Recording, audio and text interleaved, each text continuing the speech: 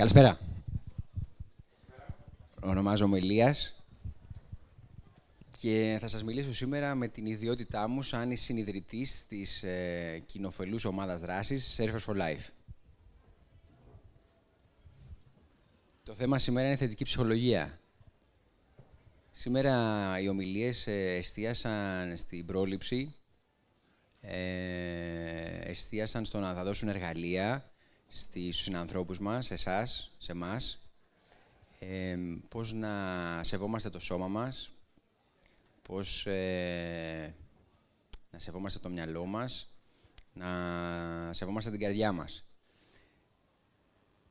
Αυτή εδώ η ομιλία θέλει να δώσει τα εργαλεία για το πώς να βρούμε κάτι το οποίο εγώ το θεωρώ προσωπικά, είναι η προσωπική μου αλήθεια, δεν είναι η αλήθεια, κάτι πολύ σημαντικό στη ζωή μας. Πρώτα θα ήθελα να σας παρακαλέσω να αποδεσμευτείτε και θα χρησιμοποιήσω ένα quote από τον Άμπραχαμ Λίνκολν, ο οποίος είπε το εξής: «Οι πεποιθήσεις του ήσυχου παρελθόντος δεν επαρκούν για το θυελλώδη σήμερα. Η παρούσα συγκυρία είναι συσσωρευμένη με δυσκολία και θα πρέπει να ανταπεξέλθουμε στο ύψος των δυσκολιών. Όπως αυτή η συγκυρία είναι νέα, έτσι θα πρέπει να σκεφτούμε εκ νέου και να ενεργήσουμε εκ νέου. Θα πρέπει να αποδεσμευτούμε από τα δεσμά παλιότερων πεποιθήσεων και τότε θα σώσουμε τη χώρα μας». Και φαντάζομαι ότι όλοι μπορούμε να ταυτιστούμε με αυτό το μήνυμα. Ας αποδεσμευτούμε λοιπόν. Και ξεκινάει αυτή η παρουσίαση με μια ερώτηση. Εσείς τι θέλετε από τη ζωή σας? Ξέρετε, κάποια φορά είναι σημαντικό να ξέρουμε από πού ξεκινάμε και προς τα πού πάμε. Και ήθελα να ρωτήσω αν εσείς έχετε σκεφτεί ποτέ τι θα θέλατε από αυτή τη διαδρομή που διανύουμε παρέα. Κάποιος από το κοινό? Θα ήθελα να σηκώσει χέρι, κάποιος εθελοντής, θέλει να μοιράσετε κάποια σκέψη. Η κυρία Κορνέζου, μήπως, η Δεσποινής Κορνέζου. Όχι, τι θα θέλατε από τη ζωή σας?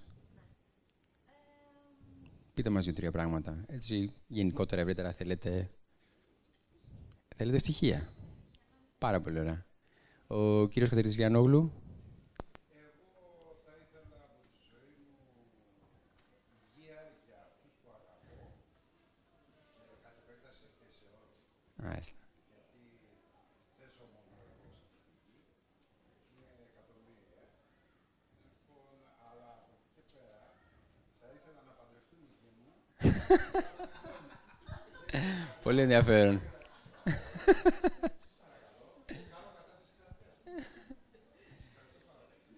Έναν από τους αθλητές μας, η ερώτηση είναι, οι αθλητές μας, οι δύο που μπήκαν τώρα, η ερώτηση μας είναι τι θέλουμε από τη ζωή μας. Εσείς θέλετε να μας πείτε, έχετε κάτι κατά νου που θα θέλατε? Έχετε φανταστική...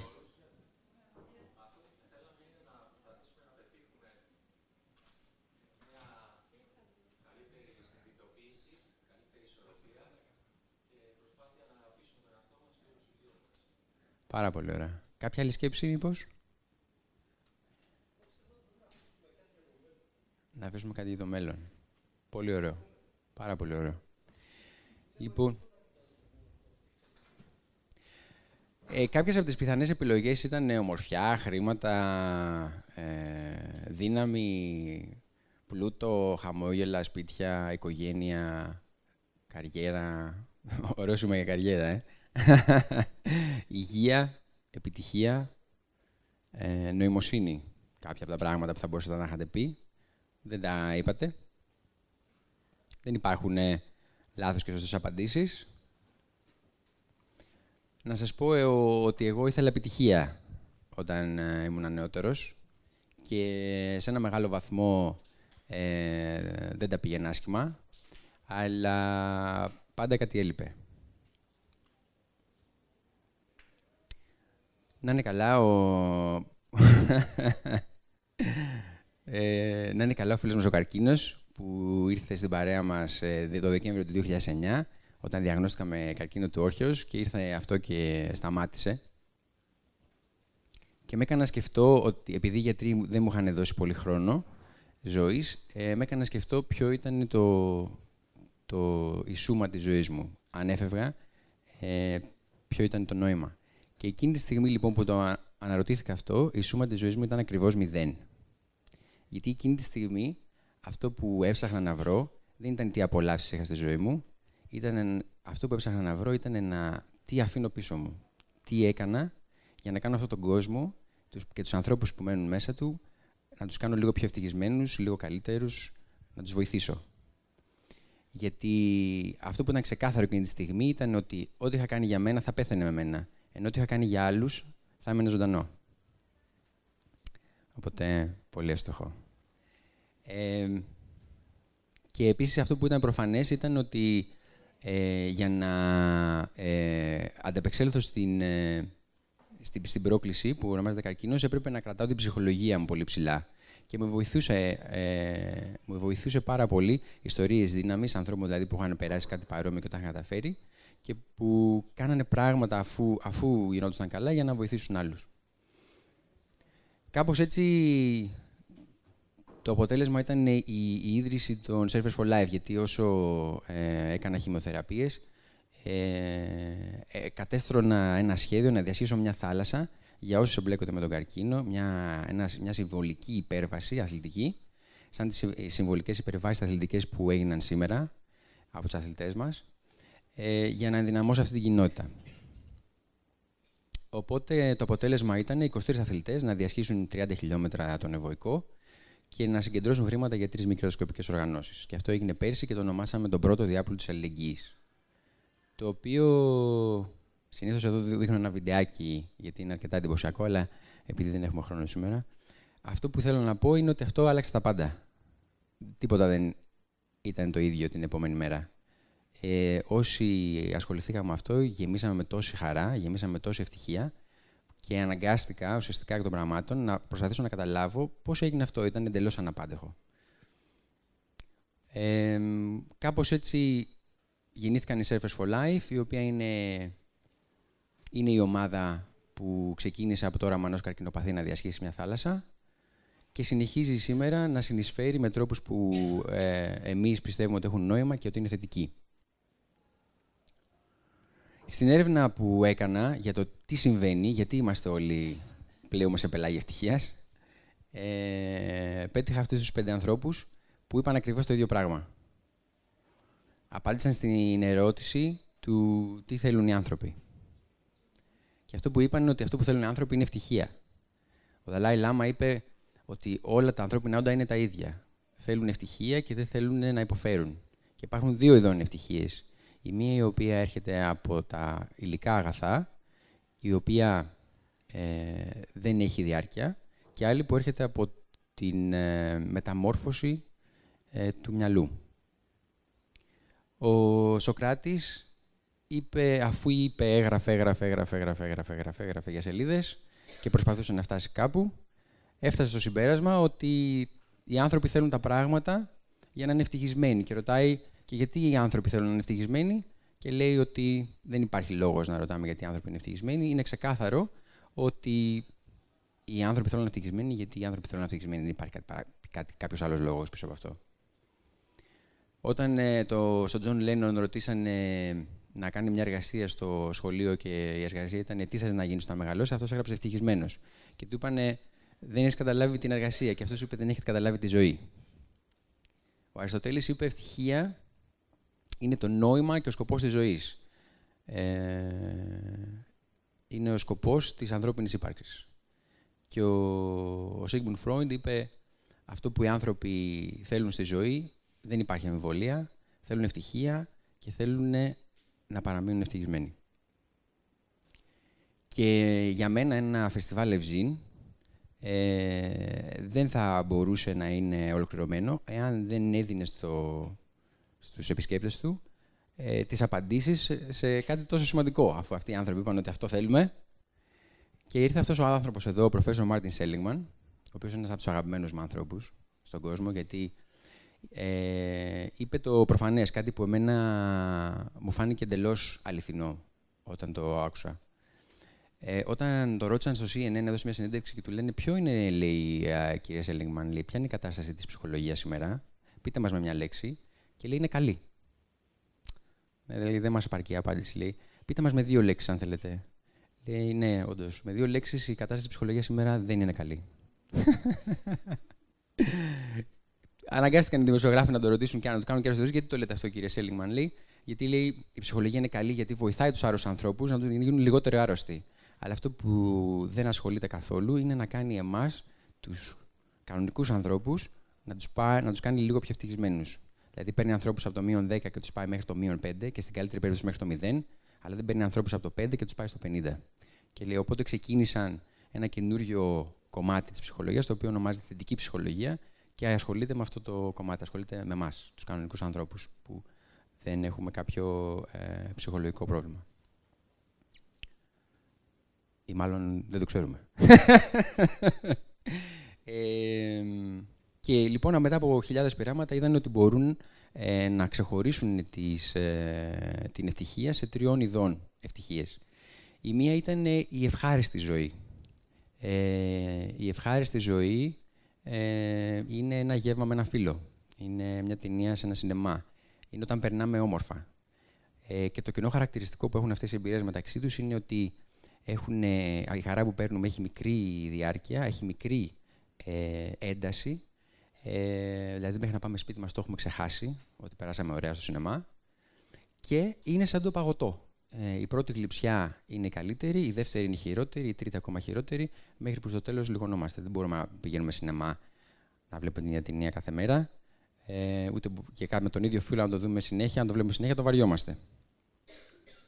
Αυτό που είδανε για την ευχάριστη ζωή δεν έχει να κάνει ούτε με τα χρήματα, δεν έχει να κάνει ούτε με την κοινωνική τάξη. Αυτό που είδαν είναι ότι οι άνθρωποι οι οποίοι ήταν πολύ κοινωνικοί, είχαν πολλούς φίλους, ήταν σε πολλές ομάδες, κάνανε πολλά πράγματα, είχαν περισσότερη ευχαρίστηση από τους υπόλοιπους. Επειδή το χρήμα ήταν κάτι που με απασχολούσε και ομολογώ ότι με απασχολεί ακόμα και σήμερα, να σας δώσω κάποια στατιστικά επειδή το ψάξα.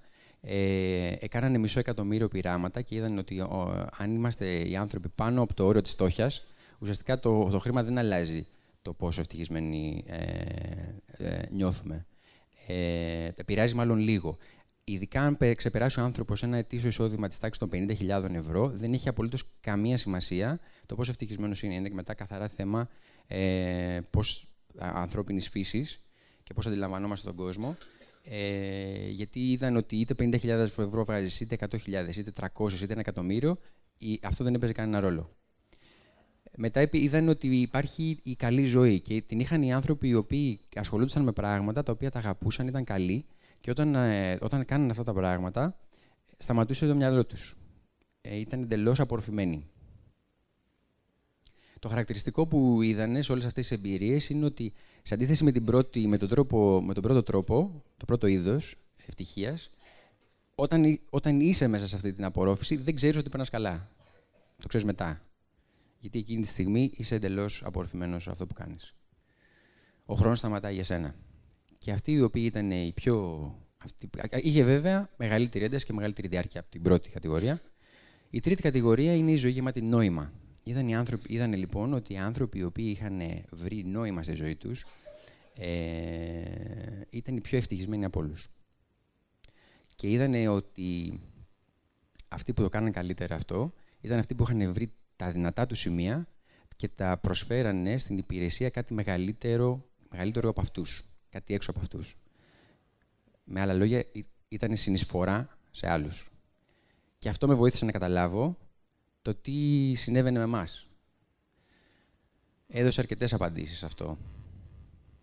Και γι' αυτό άλλωστε οι Surfers for Life θέλουν να είναι πρεσβευτές της συνεισφοράς. Αυτό θα θέλαμε. Αυτό είναι το μήνυμά μας. Και αυτό πρεσβεύουμε και σήμερα.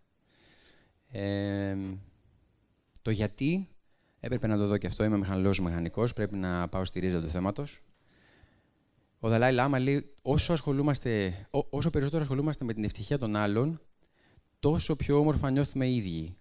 Όταν έχουμε στενές ανθρώπινες σχέσεις με άλλους, αυτό αυτόματα ηρεμεί το μυαλό του ανθρώπου. Οι επιστήμονες οι βιολόγοι είπαν ότι όταν βοηθάμε κάποιον άλλον, το μυαλό, το κομμάτι του μυαλού που λέγεται nucleus accumbens, δεν ξέρω πώς στα ελληνικά πώς λέγεται αυτό, όπως το ξέρουν είναι το pleasure center, το κομμάτι δηλαδή της ευχαρίστησης. Αυτό το κομμάτι του εγκεφάλου ανάβει και έχουν δει ότι η ντοπαμίνη και η σερωτονίνη κυλάει μέσα στο σώμα μας, το οποίο μας κάνει να νιώθουμε τεράστια χαρά. Το έχουν εξηγήσει και αυτό δηλαδή. Ένας άλλος κύριος, ο οποίος ζούσε το 70 και έκανε φοβερό έργο, ο Μάσλοου, είπε ότι οι άνθρωποι το μόνο που θέλουμε είναι να ικανοποιούμε ανάγκες. Αυτό κάνουμε από το πρωί μέχρι το βράδυ που πάμε για ύπνο, όλη μας τη ζωή ικανοποιούμε ανάγκες. Και εξήγησε γιατί υπήρχε ένα κενό στη ζωή μου πριν ασχοληθώ με τη συνεισφορά, γιατί είχα κολλήσει στα πρώτα 2-3 κομμάτια της πυραμίδας, ενώ οι άνθρωποι, έλεγε, είμαστε φτιαγμένοι να θέλουμε να σκαρφαλώσουμε όλη την πυραμίδα. Η πυραμίδα έχει πάρει πολλές μορφές, αλλά μια μορφή η οποία εμένα προσωπικά ταυτίζομαι μαζί της, είναι αυτή εδώ που λέει ότι οι βασικές ανάγκες είναι κάτω-κάτω, που θέλουμε τροφή, νερό, στέγη. Μετά θέλουμε ασφάλεια, μετά θέλουμε να ανήκουμε και να αγαπάμε, μετά θέλουμε να πετυχαίνουμε, να έχουμε ευθύνη, μετά θέλουμε νόημα. Θέλουμε να είμαστε συνεισφορά και μετά θέλουμε αυτογνωσία. Και γι' αυτό άλλωστε το μότο των Surfers for Life,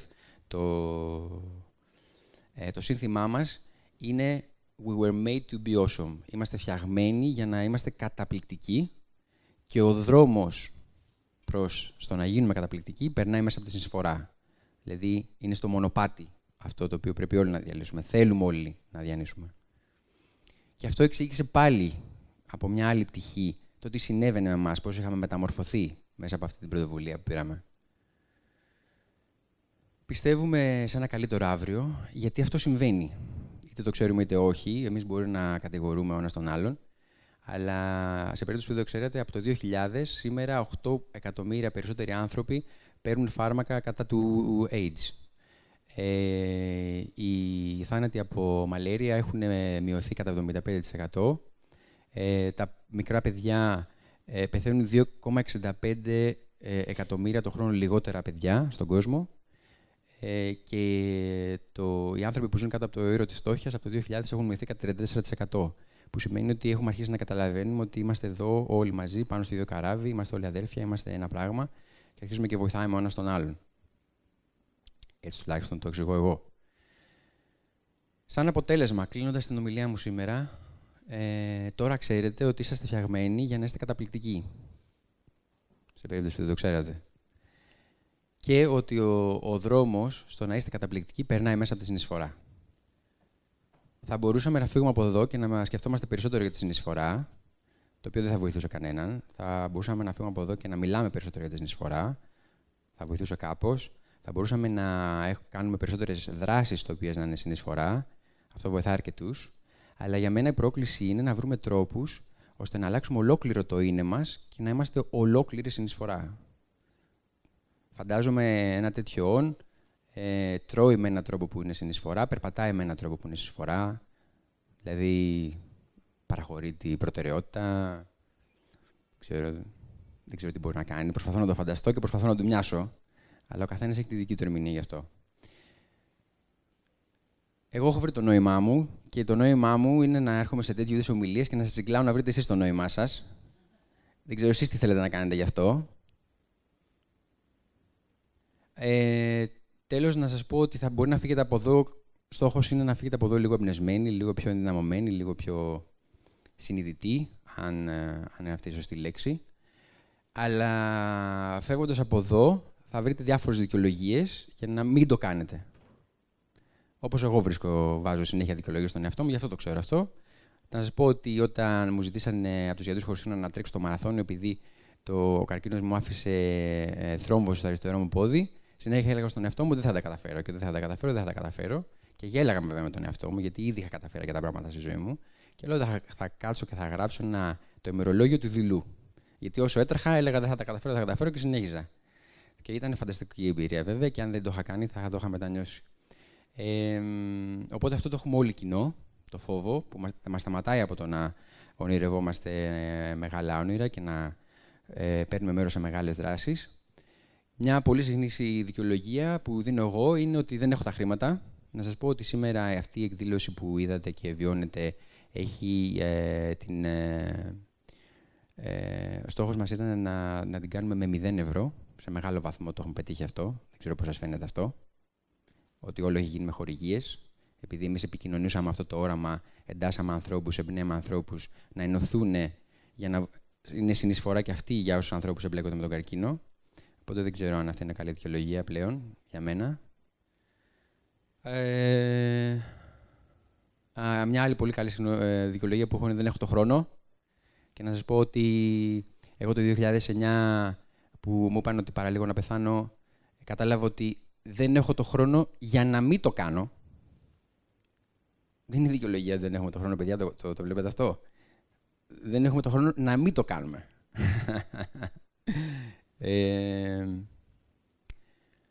Και οπότε τώρα, αφού σας έδωσα και μια κλωτσιά στον ποπό για να ξεκινήσετε, να σας δώσω 2-3 tips πώς να ξεκινήσετε. Σκεφτείτε ποιος είναι ο μεγαλύτερος σας φόβος. Τι είναι αυτό που φοβάστε περισσότερο. Πολύ πιθανόν αυτό το πράγμα που φοβάστε περισσότερο να σας κινητοποιεί για να βοηθήσετε ανθρώπους που το βιώνουν αυτό το φόβο. Δηλαδή, αν εγώ, ας πούμε, είμαι ιδιαίτερα ευαισθητοποιημένος με τους ανθρώπους που είναι άστεγοι. Γιατί υποσυνείδητα φοβάμαι και εγώ να είμαι άστεγος. Και με κινητοποιεί πάρα πολύ αυτό το πράγμα. Δηλαδή, θέλω να είμαι συνεισφορά σε ανθρώπους που είναι άστεγοι, γιατί φοβάμαι εγώ να γίνω άστεγος. Οπότε, φαντάζομαι και εσείς έχετε παρόμοιους φόβους και θα δείτε, ένα από τα πράγματα που πιστεύω ότι θα κερδίσετε είναι ότι θα δείτε ότι ακόμα και να γίνετε άστεγοι, υπάρχουν πάρα πολλοί άνθρωποι οι οποίοι είναι εκεί για να σας υποστηρίξουν τους άστεγους. Θα πάρετε μεγάλη δύναμη από αυτό, πιστεύω. Τι είναι αυτό το οποίο αγαπάτε περισσότερο? Ας πούμε, εγώ αγαπούσα πάρα πολύ το kitesurfing και τη θάλασσα, γι' αυτό διέσχισα μια θάλασσα. Και ποια είναι η κοινότητα η οποία σας ευαισθητοποιεί περισσότερο? Λέμε, με ευαισθητοποιούν περισσότερο οι άνθρωποι που εμπλέκονται με τον καρκίνο. Οπότε διέσχισα μια θάλασσα για αυτούς που εμπλέκονται με τον καρκίνο. Λογικό, δεν ακούγεται? Οπότε, σας δίνω μερικά tips. Να ξέρετε ότι οι Surfers for Life θέλουν να είναι μια πλατφόρμα για τους ανθρώπους να είναι συνεισφορά, οπότε είμαστε στη διάθεσή σας ανά πάσα στιγμή να σας βοηθήσουμε να αλλάξετε τον κόσμο. Με την ευκαιρία, γιατί κάπου εδώ τελειώνω, με την ευκαιρία να σας πω ότι όταν αναρωτήθηκα και ποια ήταν η σούμα της ζωής μου και ήταν 0, αναρωτήθηκα γιατί ήταν 0 και βρήκα ότι είχα αναρωτηθεί το ίδιο πράγμα όταν ήμουν 15 χρονών και είχα πει τι θέλω να κάνω στη ζωή μου και η απάντηση που έδωσα ήταν ότι ποιος είμαι εγώ για να αλλάξω τον κόσμο, είμαι πολύ μικρός, οπότε θα μου αρκεί να μην πληγώσω κανέναν. Πόσο λάθος ήμουν. Δεν είμαστε πολύ μικροί να αλλάξουμε τον κόσμο. Και νομίζω αυτό που βιώνουμε σήμερα, όχι μόνο μέσα από αυτή τη δράση, γιατί σας βεβαιώνω ότι υπάρχουν χιλιάδες δράσεις αυτή τη στιγμή στην Αθήνα, οι οποίες είναι συνεισφορά, αλλάζει ένα μικρό κομμάτι του κόσμου. Σας ευχαριστώ.